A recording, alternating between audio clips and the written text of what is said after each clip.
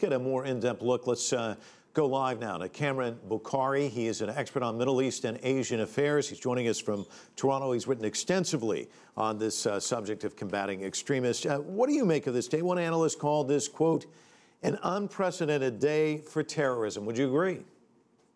I wouldn't call it unprecedented. If you recall, the predecessor to ISIS in Iraq, called ISI, and before that, Al-Qaeda in Iraq, they would do multiple attacks on a very large scale, resulting in large-scale carnage, in the month of Ramadan. So I think that what we're witnessing here is what some people have come to call over the years the Ramadan offensive by jihadists. So the Ramadan offensive, several separate attacks. I spoke to the Tunisian ambassador to the United States about this issue, and he had some comments. I want to play those for you and get your reaction. Let's listen.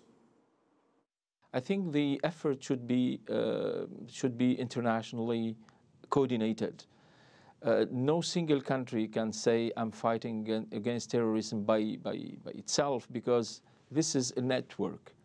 And for an international network, it needs an international effort. So everybody should work and should coordinate and should collaborate with the entire international community to prevent such operations. That sounds pretty difficult to pull off, but I wanted to get your thoughts.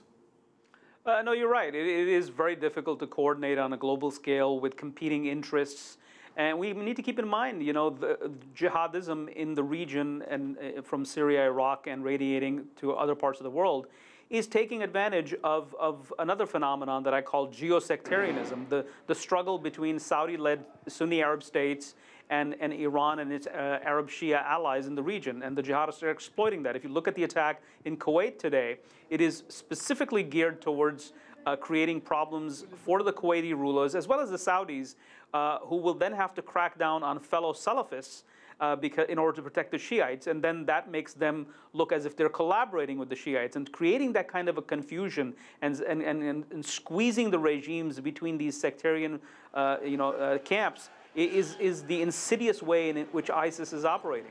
So how likely is it we're going to see more attacks like this during the holy month? You talked about this Ramadan effect.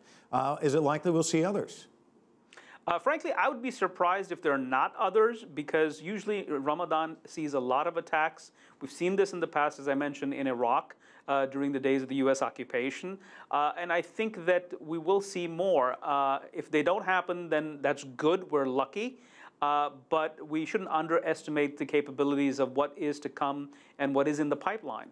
Kamran, I remember talking to you back in March after a terrorist attack in Yemen. You said this wave of violence was not about to end anytime soon, and it would likely get worse. It did today.